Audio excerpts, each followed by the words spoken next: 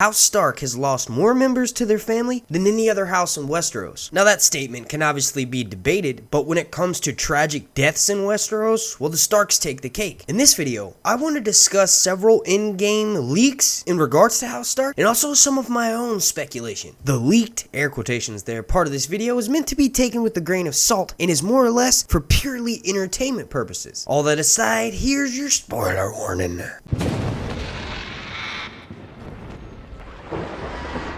Before we get started, please slap a like on this video, as the like goal is going to be, you guessed it, 1,420. Also, make sure you're subscribed. And then, this is the most important part. Make sure you have your notifications turned on so that way you get alerted every single time I drop a Game of Thrones video throughout this long night. Now, before I jump straight into reading you guys the leaks, I actually want to go through and sort of speculate over each member of House Stark and where their fate and their journey will end up in Game of Thrones Season 8. And starting off to take the cake, we have Arya Stark, who is my favorite member of House Stark. Now, you're probably like, dude, you're a massive Jon Snow fan. Yes, but Jon Snow's a member of House Targaryen, technically. Arya is my favorite pure-blooded Stark. She actually serves her purpose, in the sense that she's a skilled warrior and absolutely pivotal to the endgame. They haven't been building up Homegirl over 7 seasons for no fucking reason. All of her skills that she's been taught by the Water Dancer, the master of Westerosi fighting style, and then most recently, stick fighting lessons from faceless ninja assassins. She hasn't learned all of this knowledge about how to take care of herself without having it play some pivotal role in the endgame.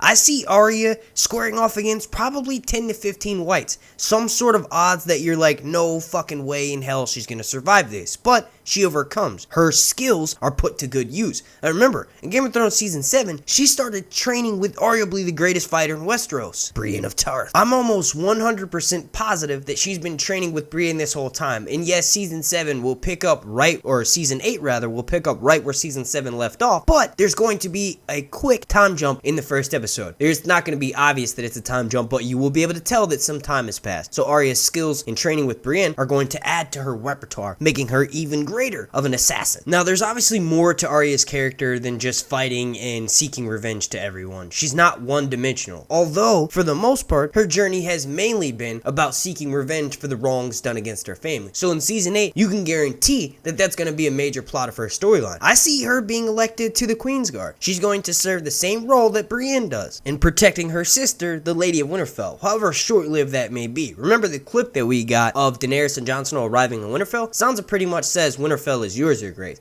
So obviously Sansa may still be the acting Lady of Winterfell, but now that Jon Snow's back, isn't he technically going to be the Lord of Winterfell? Because he was King of the North, but he bent the knee to Daenerys. So that would make him either Warden of the North or Lord of Winterfell. Either way, Sansa's going to be removed from that position once Jon Snow shows up. Wouldn't it be awesome if Arya was to continue her role and maybe offer her services to Daenerys? Now, obviously that's not going to happen because Arya's not going to just trust a white-haired stranger like that, but there's a super strong possibility that Arya will look up to Daenerys for the fact that she's a woman who's able to ride dragons. And when Arya was a child in the novels, she looked up to Nymeria, who was a great warrior queen, much like Daenerys. And if I'm being completely honest, I feel like they should have had Jon Snow and Daenerys arriving to Winterfell at the end of Season 7. That would have given them a little bit time to all get used to each other. Now that we only have 6 episodes left, there's so many potential scenes that I know we'll never get to see on screen because for the simple fact that there's just not enough time. I wish they had arrived to Winterfell at the very last moments of Season 7. You guys let me know what you think about that down below. Now before we move on to Bran, I'm just going to wrap up with Arya real quick. I want to make 3 solid speculation points. I don't really want to say predictions because it doesn't really qualify as a prediction because they're so short. The first speculation point that I want to make is that Arya will survive. She will survive until the very end of the series, and even longer than that. She's one of the characters who is always in the midst of the battle. And if you'll remember, Sam has mentioned that sometimes the people who are away from the battle, the people who get to hide, are the ones who survive. They don't necessarily deserve it, but they are the ones, the meek shall inherit the earth type of idea. Arya Stark is the type of character who is the opposite of that. She's not meek, she's always in the grunt of things, she's always doing the footwork for stuff. So the fact that she's going to be in the midst of danger, I think that's what's going to keep her safe. Just like Sam and Frodo, who traveled to Mordor under the nose of Sauron, Arya will likely do something similar to this with the Night King. Wouldn't it be awesome if she threw on the face of a dead person and just sort of tagged along with this army to find out more information? Okay, I'm gonna stop right there. But on a serious note, we do know that Arya will be involved with a major battle sequence in the final season. She had this post on Instagram a few months back talking about how she was the last woman standing. Now obviously people are like, dude, there's no way she'd give away a spoiler like that. Like, she was the last woman standing and all the other women in Game of Thrones are gonna be... No, not at all. I think what she meant was the final battle scene that she filmed, which could have been something like maybe Clegane Bowl. Maybe she's fighting to try and kill Cersei and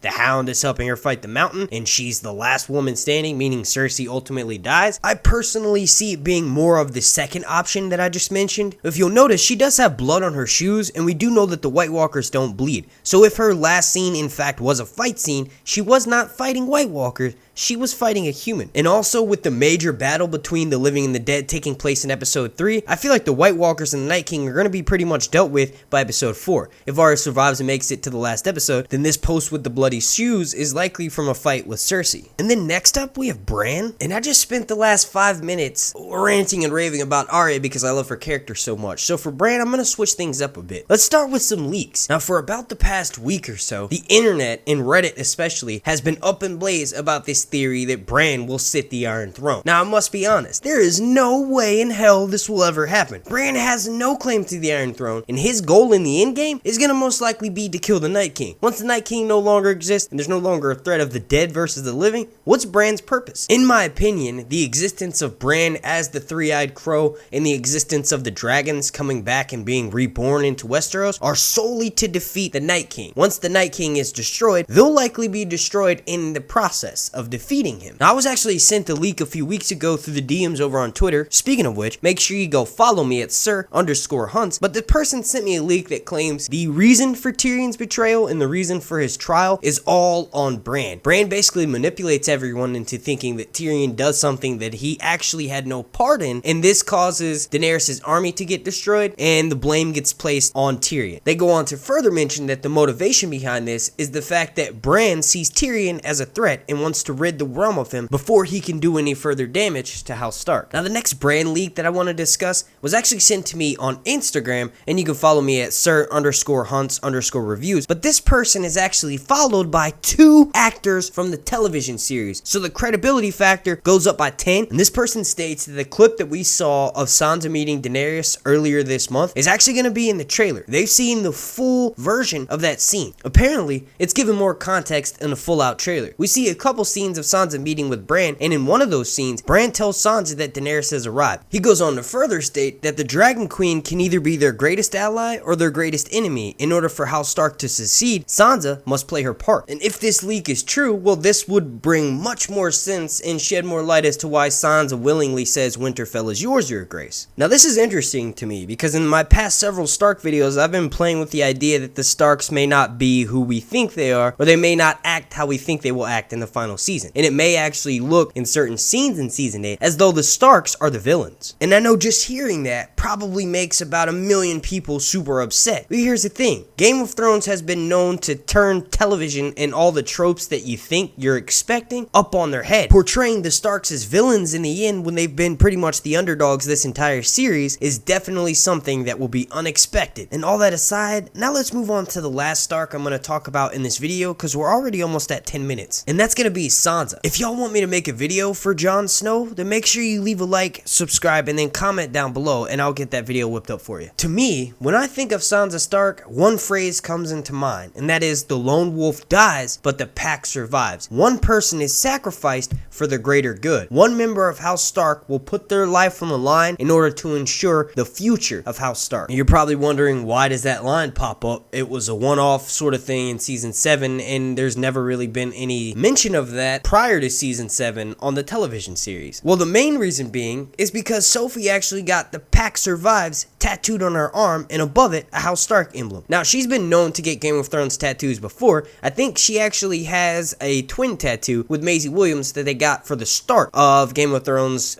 I think the very first season. They have a tattoo to remember the beginning of something great in their lives. In my opinion, the Pack Survives tattoo is the one that she got to commemorate how Game of Thrones season 8 ends, or just her journey of being an actress and being a part of something for 10 years. Now, if you look at it at a surface level, then that means that all members of House Stark survives. But that's not the case. What is the first part of that quote that she didn't get tattooed on her? That is the lone wolf dies. So someone who is alone will die in order for the pack to survive. Now some people say that Benjen dying in episode 6 was the last Stark to die. He was alone north of the wall for the longest time. Here's the thing with that. Benjen was already dead. He was reanimated by the three-eyed crow. So his lone wolf dying moment has already happened. And to be honest, nothing really great has happened to the Starks from his death. Well, he did save Jon Snow and Bran, but it wouldn't make much sense for him to be the lone wolf. And besides, I highly doubt Sophie Turner would get something tattooed on her arm for a scene that doesn't actually involve her. Now, Sophie's been quoted as telling certain online articles and online magazines, rather, that they were all given a little gift from Dan and Dave on their last day of filming, and it was basically a storyboard with a message on the back, and whatever that message was made Sophie Turner break down. We don't really know what storyboard it was, but in my opinion, it would likely be her death. And what's written on the back of that? The lone wolf dies, but the pack survives. My personal speculation on how Sansa's death scene will happen in season 8 is heavily influenced by some of the earliest leaks we got about her character, which involve her being down in the crypts of Winterfell, being about to be destroyed by the Night King, and Arya's gonna die with her. Instead, Sansa sacrifices herself, allows Arya to escape, and ends up getting killed by a White Walker. And while I don't exactly see it going down that way, I do see something similar to this happening to Sansa Stark in Game of Thrones Season 8. Now, if we look at Sansa as a whole, one phrase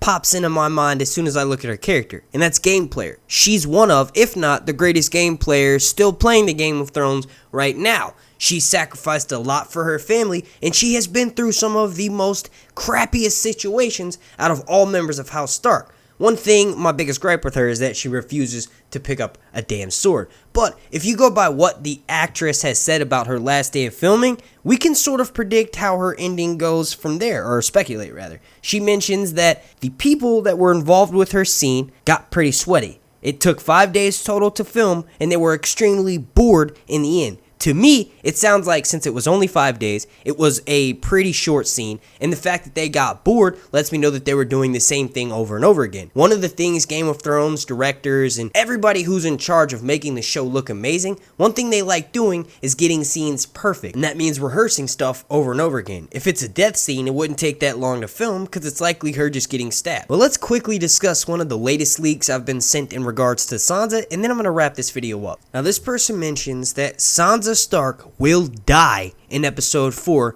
after injuries she received in episode 3. They mention that it's a fake out. We all think she dies right away, but instead survives till the end of episode 4. Her death will be one of the most major in all of the season. Her death scene actually involves attempting to stay behind, but Arya convinces her not to. Just as the two depart from the crypts, an arrow from a white pierces Sansa in the chest. She then collapses immediately. Arya begins fighting off the whites, just as Sansa drifts off, slow motion style, to death, and then the camera fades to black. And a few seconds later, she then regains consciousness and finds herself bleeding out, crawling on the ground while fire burns in the background around her. This scene will be one of the most controversial in all of Game of Thrones, and the audience will be extremely mad about her death because it was easily preventable. He also mentions in a side note that the main reason why the audience will be so upset is because Sansa will die bleeding out as the rest of the Starks leave, and she cries out for help, but none of them can hear her since they are too far away. Oh man, so Sansa's gonna die crawling on the ground, bleeding to death in Winterfell courtyard? That would break some necks. Alright, with that being said, I want to thank you all so much for watching. If you could please slap a like on this video, as the like goal is going to be 1,400 and wait for it, 20. Also, make sure you're subscribed, and then make sure you have your notifications turned on so that way you get alerted every single time I drop a Game of Thrones video throughout this long night. Super special shout out to every single member of my Patreon family over on patreon.com/SirHuntsReviews. And a super special thank you to every single person watching this video right now. My name's Mark, and this has been Sir Hunt's